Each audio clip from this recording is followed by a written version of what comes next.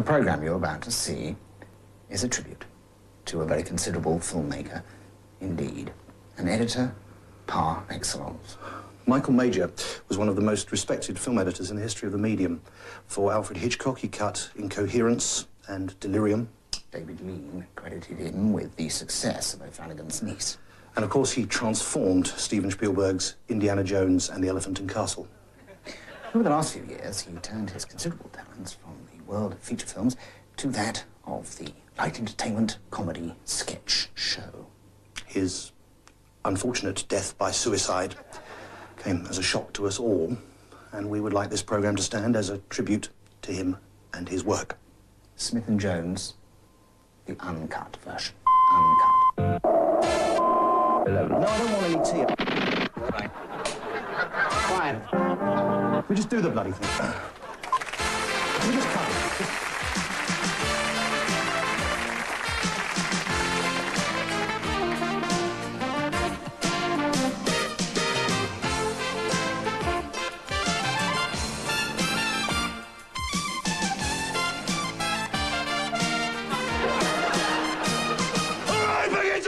There's a hole!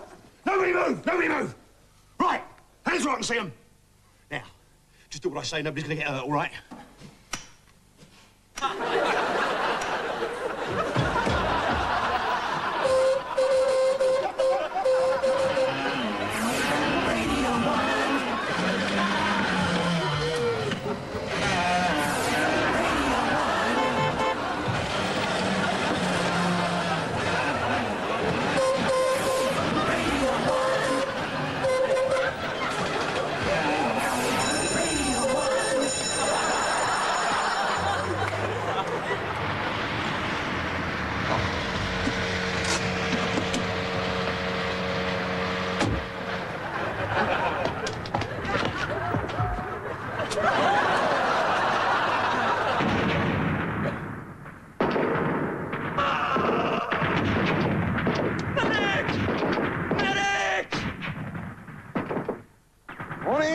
Morning. How are we today?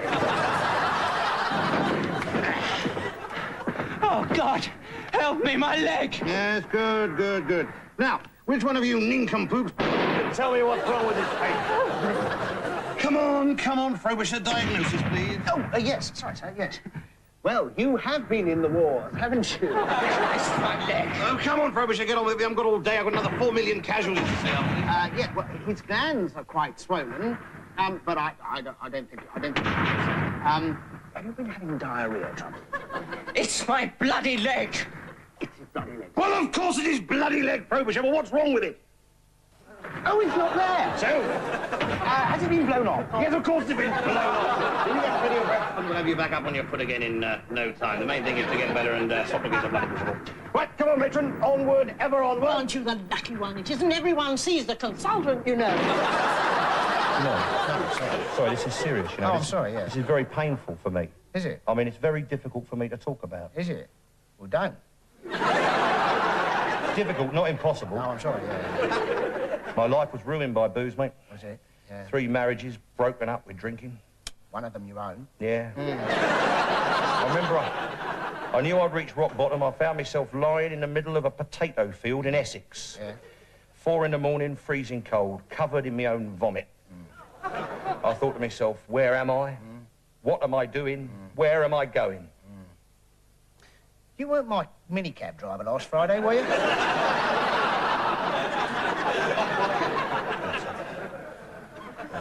I've been on a bender all night. Had you? Yeah. I booked myself into one of those clinics, you know. Oh, yeah. Well, this was with the bender, was it? Or... Have you ever heard of the Betty Ford Clinic? No, I've not. Well, it's basically a clinic in America where all the showbiz addicts go. Oh, yeah. And what are they addicted to then? Well, publicity mainly, but they also got their problems with the drink and drug abuse, you see, and they go there to get sorted out. And does it work? Oh, yeah. What do you mean? Elizabeth Taylor went there? Did she? Oh, yeah. I mean, they clean her up completely. Did she? Yeah. Oh, yeah. I mean, it worked so well, she went back 5 or 6 times. Oh, right. Oh, yeah. Cured her of her addiction every time. Every that's single good. time, So yeah. You went to the Betty Ford Clinic, did you? Well, no, I didn't go to the... No. I went to the English equivalent. Oh, what's that? The Edna Callahan Clinic. Oh, right. Yeah, I went. And what happened to you there, then? Did they... Well, basically what they told me is alcoholism is a disease. Is it? Like measles? Yeah. It's like measles or like having mumps, Yeah, I expect it's a bit like being drunk as well, isn't it? Yeah, it is that as well. And you see, basically, they said it all went back to my childhood. Did they? Yeah. Because my mother took me off the breast too early and put me on the bottle. Well, your mother wicked, wouldn't she? What, giving a baby some whiskey at that age? Really stupid, isn't it? No, not a bottle of whiskey, a bottle of milk, obviously. What's the harm in that, then? Well, see, this apparently, this led to me having this addictive personality. Did it? Isn't that funny? 'Cause I've never found you have got an addictive personality. I can take it or leave it myself. Yeah. What I mean is that I'm addicted. I'm addicted to kind of like, you know, everything really. Food and drink and fags. Yeah. Dreadful. I can't leave it alone. I can't leave it alone. Yeah. What, are you addicted to eating as well, then? Oh, yeah. I'll tell you the other thing. Yeah. I'm addicted to work. Are you? Yeah. Apparently, I am a workaholic. Yeah, but you haven't done any work for 5 years. Well, that's the treatment, isn't it? I have to stay away from it, don't I? Oh, I see. I mean, I do one little job and boom, You're back on it. I'm back on the slippery slope. It's dreadful, isn't it? So you're a workaholic and you is an alcoholic. Oh, as well, yeah, it's frightening. Well, I mean, I nearly killed myself when I had that 24-hour job in the off licence, didn't I? Yeah. And then you started taking your work home as well, didn't you? Well, I was a kleptoholic as well. Was you a kleptoholic? Oh, kleptoholic, but I'm the same with everything. I'll tell you, the other night I was having my dinner, I had a little bit of cauliflower cheese with my dinner. And lo and behold, I end up, the whole night, I'm stuffing cauliflower cheese down my gob. So you're a collyholic? Yeah. I mean, it's the most stupid things. I listen to a couple of rock and roll tracks or something. I've got to listen to about 10 albums on it, you know? So you're a buddyholic? Yeah. But, I mean, basically, at the Edna Callahan, they helped me out. What they said is that I've got to be true to myself and open and honest with my friends. You see what I mean? Tell my friends what I'm thinking, you know, what's happening to me, and be honest with my friends, and my friends will give me help and support. Have you got any friends like that, then? Well, apparently not, no.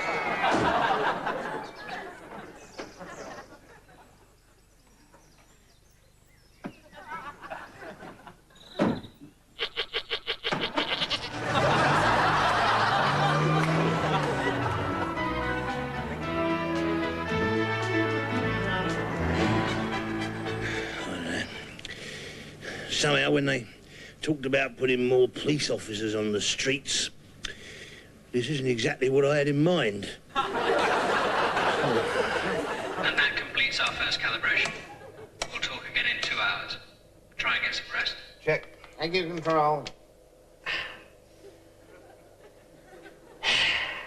Well, nothing to do for the next 3 months. Nope. I'm gonna try and get some sleep, I think. Just you and me. The two of us. I expect we'll get to know each other inside out by the end of that time. I mean, granted, we've been training together for 2 years, but when you think about it, I don't really know who you are, do I? And you don't really know what makes me tick either, do you? No, it's funny that, isn't it? I'm looking forward to making your acquaintance. Do you know any light opera? Actually, I was just trying to get some sleep. I do know some lovely polka duets we could learn together. Commander Walker. Would you mind very much calling me Binky? It's what my wife used to call me. Right. God, I'm gonna miss her. Commander Walker, this is none of my business, but I don't think this is a good time to get emotional. I think you really ought to try and put these sentimental thoughts behind you. You're right. I'm being a romantic fool. The marriage was over years ago, anyway. Bitch! This is a rather odd question, but have you ever wanted to kill somebody? Not yet. There's a terrible, terrible temper on me. It's all right as long as people don't get, too close. I've tried counselling, I've tried everything. You just end up wondering whether you're gay or not, don't you? Have you ever wondered that? No? I have. Have you? It's ridiculous, isn't it? Yes. And I don't even look gay, do I? No, you don't. You look completely straight. You look gayer than I do. I don't look like a raging queen or anything, but you've got a very sensitive face. So, I suppose we're all latent homosexuals to one degree or another, aren't we? You know what they say? No. Better latent than never. Oh, I've got a stack of jokes. Everyone a gem. Are you all right? Yeah. Thought I heard you groan there, you know. I just wondered if the old tum-tum was playing up. Because I'm in the totally wrong line of work for somebody with a digestive tract like mine. Under pressure, it's always the first thing that goes. Terrible attacks of flatulence. And it's not as though you actually... Commander Walker, I'm finding this situation very difficult to deal with. I'm not sure I know how to resolve it. Have you ever thought about giving your life to Jesus? I've got some pamphlets here. They're written in perfectly ordinary language. I think you might find they're exactly what you need. Hello? Hello? Obviously, I use an environmentally safe lavatory cleaner. It doesn't kill 99% of household germs, but it does get very disappointed with them. One.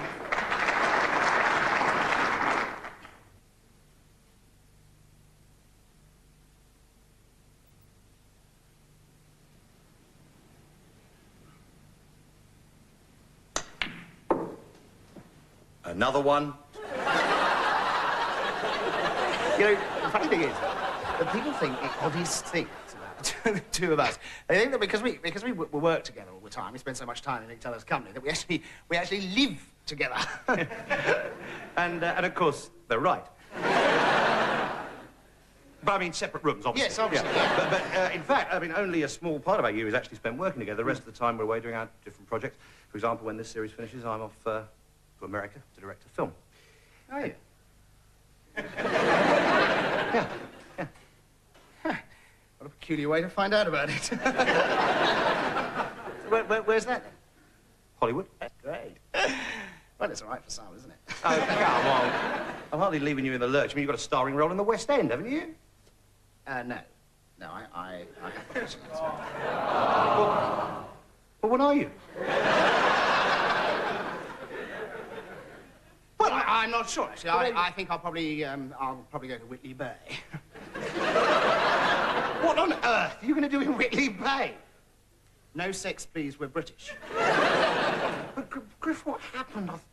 I thought you were going to play the lead in the next Andrew Lloyd Webber show. Well, no. I'm not. Well, I mean, you were going out with him for lunch for about 3 weeks in a row. I mean, I like his company. Oh, come on, nobody's going to believe that, Griff. What did you... You didn't fail the audition, did you? No, there wasn't an audition. I was offered the part, and I turned it down. Why on earth did you do that? Well, it turned out to be a musical. Well, of course it was a musical. Andrew Lloyd Webber's the most famous writer of musicals in the world. Well, he should have said something, shouldn't he? He had enough time between courses. I've never seen one of his wretched bloody things. I didn't know what it was. Well, what was the show, anyway? Well, it's a musical version of The Killing Fields. Oh, was it? It's called Aspects of Terror. Oh, I suppose he wanted you to play the, American journalist, Sydney, No, he didn't. No, he wanted me to play Pol Pot, as a matter of fact. Pol Pot? I just see that, actually, yeah. I'm putting on my Khmer Rouge. Yeah, I just... Griff, go back to him. Tell him you've changed your mind. I mean, you've got to do it. I can't. I don't... Of course. Why not? Well, I can't sing, Mel. You can sing. I can't sing. You I can No, sing. I can't. I've got no musical ability whatsoever. I'm tone deaf. Griff, no one is tone deaf. Everyone has some musical ability. What about Richard Stilgoe? With the odd exception, obviously. Come on, stand up. No, I mean, look, take a leap out of Come on, stand up. Come on. Yes, you can. You can. You can. Now, come on. Look at me. Relax. Now, I'm going to show you how easy it is to sing, okay? Okay? It's easy, it is. I can't do it. I can't do it. Come on, yeah, come here. Now, come on, just relax. Yeah, Just all relax. right. Okay. I'll sing a scale. All right, okay. Okay, you sing it after me. Okay? It's very easy. Do, re, mi, fa, sol, la, ti, do.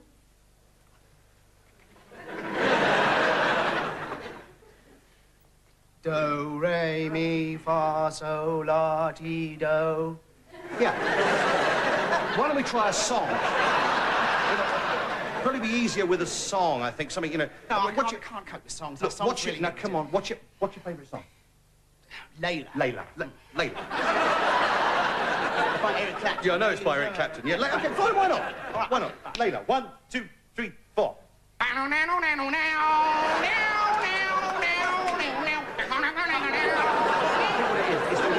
It's the wrong kind of song. Is it? Do you think so? Yeah. We should just take a standard. All right, Something okay. everyone knows. All You know, right. what about yesterday? Right, okay. Yeah? Yeah? What's that? Well, the Beatles, you know, yesterday, all my troubles seem so... That's by Shirley Bassey, isn't it? Well, you know the tune. Yes, anyway. all right, yeah. Okay? Okay. Yesterday, relax, take it away.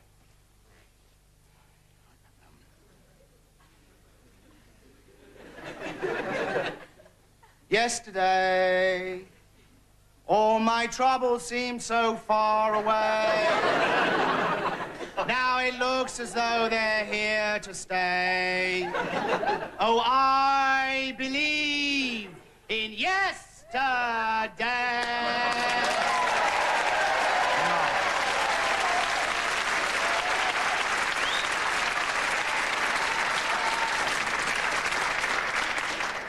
What's this? It's the address of a little bed and breakfast I know in Whitley Bay.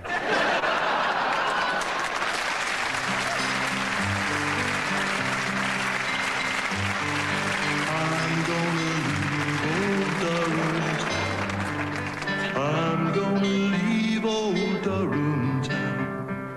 I'm gonna leave old Durham town. And that leaving's gonna get me down. British Rail regrets to announce that the departure of the 1350 from Durham has been indefinitely postponed.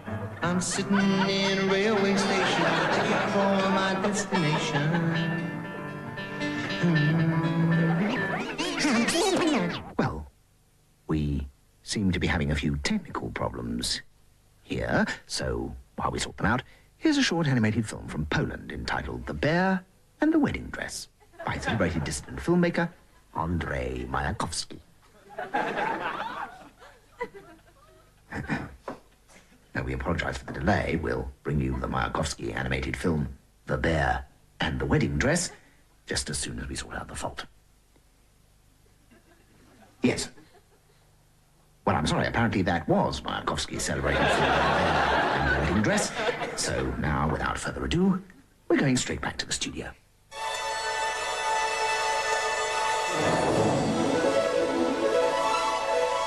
Olympus, luxurious home of ancient Greece's first family, the gods. Starring Marvin Garvin as Oedipus, Ed Bagels as King Laius, his troubled father, Linda Masseurs as Queen Jocasta, his troubled mother, Peter Kintickley as the Doctor, Duke Sandwich as Midas, the king with the golden touch, and Alexander Q. Textile III as the inventor Daedalus searching for his son Icarus, lost at sea in mid-flight. Now, King Midas, what appears to be the trouble? Well, Doctor, it seems that just lately everything I touch turns to gold. Okay. Drop your pants, we'll take a look.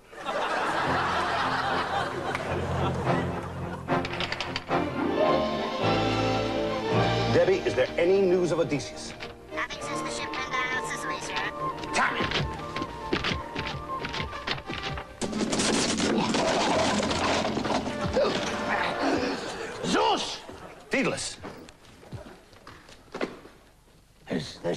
know what I've been hearing? Yes, it's true. What have you been hearing? You've been chasing women again. Damn it, Deedles. I employ you as a brilliant 48-year-old inventor, not some moral watchdog who lost his son Icarus in a tragic flying experiment. Leave my late son Icarus out of this. I'm talking about Europa. All I did was take on the shape of a bull and surprise her while she was bathing. Well, I bet you surprised her. We've got to keep this out of the press. If the tablets get hold of it, you could end up spread all over Stone 3. Perseus is here, sir, with his helmet of invisibility. Tell him I can't see him. Hippocrates to intensive care, calling Hippocrates. Hippocrates to intensive care, calling Hippocrates. Deedles? Doctor, I came from Olympus as soon as I could. The mind is a complex mystery, Deedles. This poor guy can't even remember his own name. Amnesia? Possibly. Were you and Amnesia very close? No, I mean loss of memory. Oh, yeah, total. He has absolutely no recollection of the fire. What fire? You telling me there was no fire? I thought he was washed ashore from the sea. Who was? Him, washed ashore from the sea and hasn't regained consciousness since. He hasn't? Why didn't you tell me? No. He's unconscious. Well, that makes two of us. I'm sorry. I haven't been the same since the fire. Amnesia. Yeah.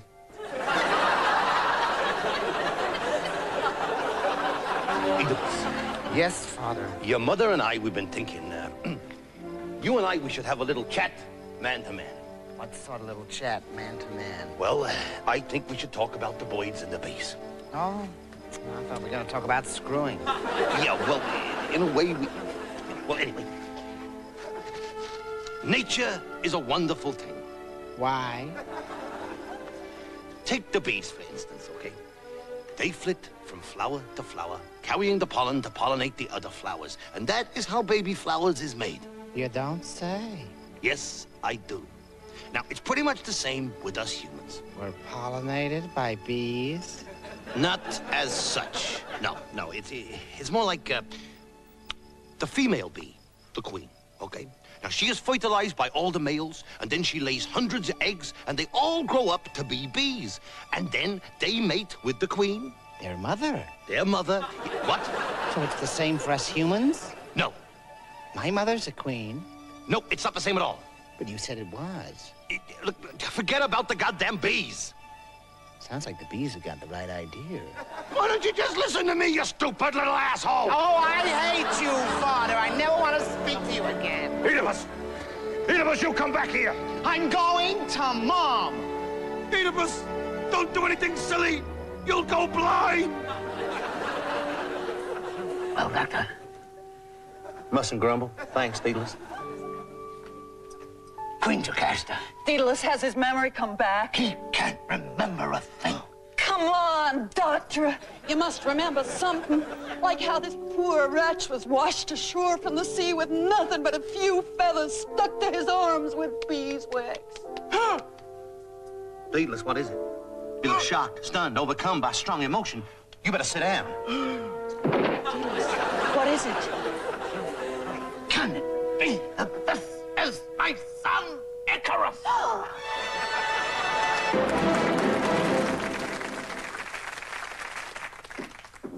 Are you ready to order?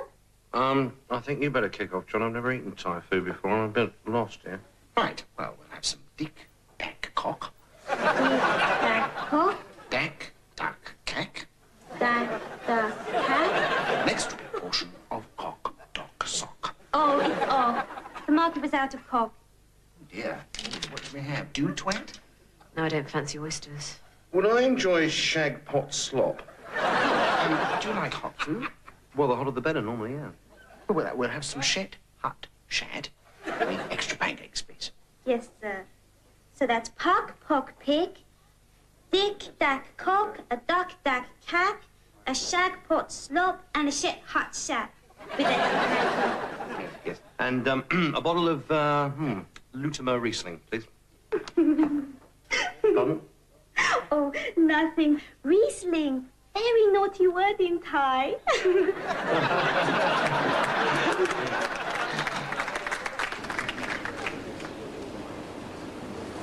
Mr. and Mrs. Roberts. I'm sorry to have to tell you, your son's underpants are the filthiest I've seen all this week.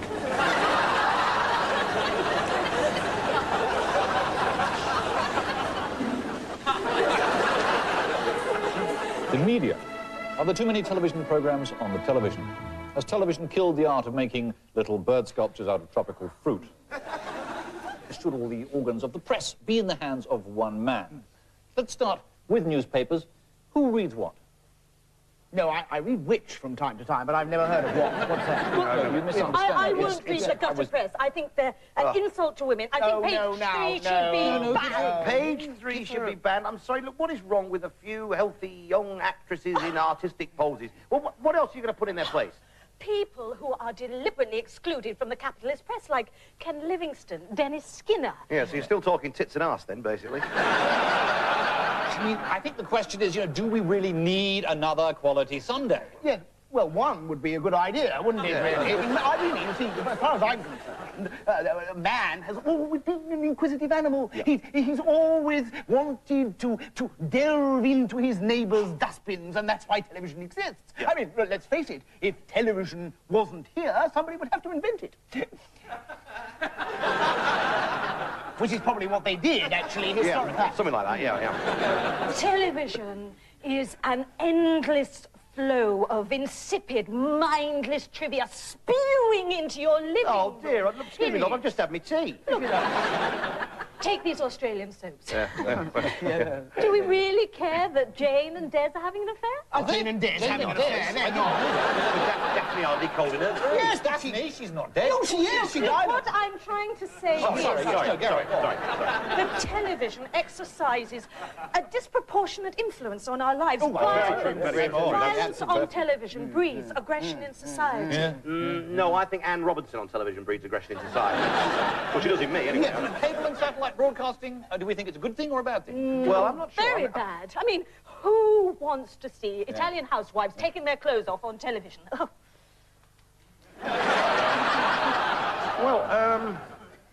Well, I think it's preferable to British housewives taking a clothes off. Yes, I think you're right there. Yes, it's true. Yes, Nip and tuck. Now, there are some people who say that the advertisements are actually more entertaining than the programmes. Oh, no, well, that's certainly true on the BBC. I've always found well, I think that's rather unfair on the programmes. I mean, I was watching ITV the other day. I saw an absolutely brilliant show about this rugged old sea captain called Captain Birdseye, he was called, and he had this old pirate ship and all these kids, and he cooked them these little sort of fishy things with sort of breadcrumbs all over them. It was absolutely brilliant. A bit short. Probably a bit short. Yeah, I think... Very, very good. I think it was a repeat, wasn't it? So, if I could just sort of draw a few threads together here, I just want to kind of sum up where we've got to so far. I don't want to repeat, obviously, what we've already said, but I think, you know, without actually covering ground that's already been well trodden, we could just go over where we've got up to this point, you know, then having... The engines have gone again. Wasn't it amusing what they did just then? They made us truck, ho, ho, ho, with the television show. They got us by our funny boats. These comic pranks with Smith and Jones. They did this hits with such a plum. Where do they get their ideas from?